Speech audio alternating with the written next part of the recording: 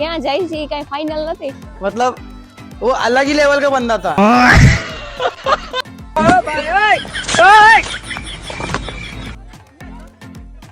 આવું ટ્રાફિક જોઈને બોલતી જ બંધ થઈ ગઈ.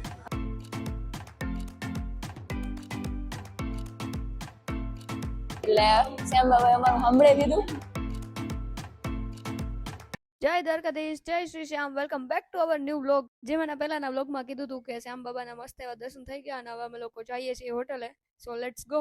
અને ગાઈઝ અમે લોકો પાછા પહોંચી ગયા છીએ અમારી હોટલે, એટલે કે શ્યામ શૃંગાર ગેસ્ટ હાઉસમાં. અને હજી તમે જોવો છો વાતાવરણ તો એવું ને એવું છે. ગાઈઝ તો અત્યારે ઘડિયાળમાં વાગે છે 1 અને હવે અમે લોકોએ ચેકઆઉટ કરી લીધું છે અને હવે અમે જાય છીએ. ક્યાં જાય છે એ કઈ ફાઇનલ નથી.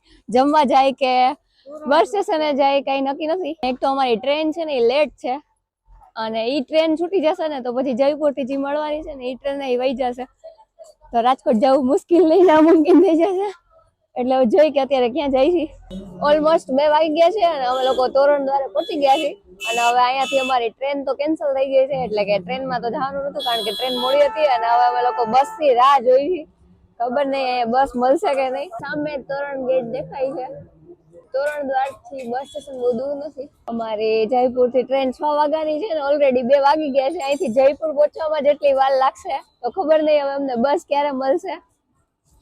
અને એક તો ઠંડી જોરદાર છે. અત્યારે છે 1 વાગે તડકો આવ્યો અહીંયા, બાકી અહીંયા તડકો જ નતો. જેમ તમે વ્લોગમાં જોયું એમ નકરી ઝાકળ જ હતી. વેઇટ કરીને હવે થાકી ગયા છીએ એટલે અમે લોકો બસ સ્ટેશને પહોંચી ગયા છીએ. જોઈએ અહીંયા બસ કેટલા વાગ્યાની છે.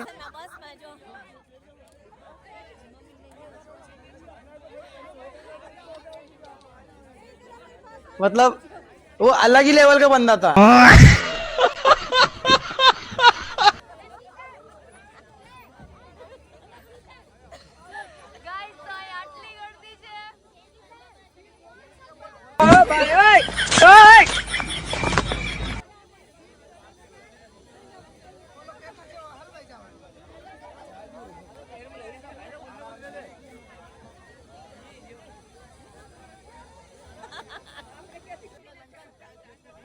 આવું ટ્રાફિક જોઈને બોલતી જ બંધ થઈ ગઈ. આ ભાઈ એક બાકી રહી ગયા હતા તો એ પાછા ચડવાની ટ્રાય કરતા હતા. જિંદગીમાં પહેલી વાર આવા નજારા જોયા. પહેલા તો મારું હસવાનું સ્ટોપ નહોતું થતું, એમ બહુ મજા આવતી હતી. પણ જોડે ટેન્શન એ થાય છે કે અમે લોકો જયપુર પહોંચશું કેવી રીતે, આટલું ટ્રાફિક છે તો. ગાઈઝ તો બસ સ્ટેશનમાં તો અમને લોકોને બસ ન મળી કારણ કે જે બસ હતી ફૂલ ટ્રાફિક તમે જેમ જોયું એમ. એટલે હવે અમે લોકો પાછા તોરણ ગેટે જાય છે અને હવે તોરણ દ્વારથી રીંગસ જાશું. અને અહીંયા આવા સીન જોવા મળે છે. તોરણ ગેટે આવો નજારો જોવા મળે છે. અંદર તડકો નથી, બપોરના 2 વાગે છે. તોરણ ગેટ થી પહોંચી ગયા છે રીંગસના રેલવે સ્ટેશને. તો ગાઈઝ અત્યારે વાગે છે 3:30 અને અમે લોકો પહોંચી ગયા રીંગસના એરપોર્ટે. તો એમાં એવું થયું કે પેલા અમે લોકો તોરણ દ્વારેથી કારમાં આવ્યા રીંગસ અને બસ હવે અમે અમારી ટ્રેનની રાહ જોઈ છે અને અમારી ટ્રેન તો થોડીક લેટ હતી, થોડીક નહીં થોડીક વધારે લેટ છે. જોઈ હવે અમે લોકો ક્યારે પહોંચીએ છીએ. તો ગાઈઝ અહીંયા આ વાંદરું હમણાં કેળું ખાઈ ગયું અને હવે અત્યારે વટાણા ખાઈ છે. ગર્લ ગેંગ બધી સ્નેપ લેતી હતી. અમે અહીંયા સ્ટેશન ઉપર વાંદરા રમાડી છીએ.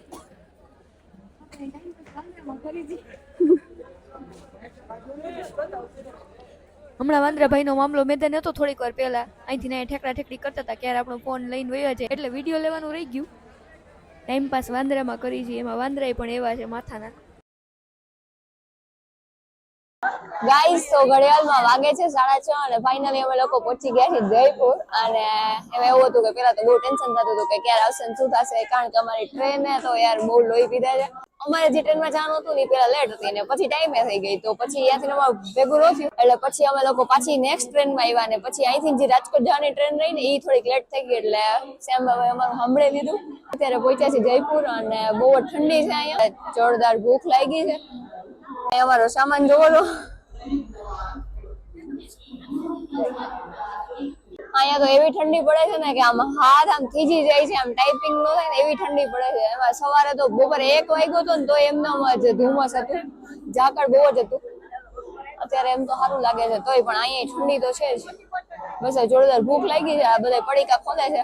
અત્યારની ટિકિટ કન્ફર્મ નથી એટલે હવે જોઈ ખાટુ બાબા અમને રાજકોટ કેવી રીતે પહોંચાડે છે.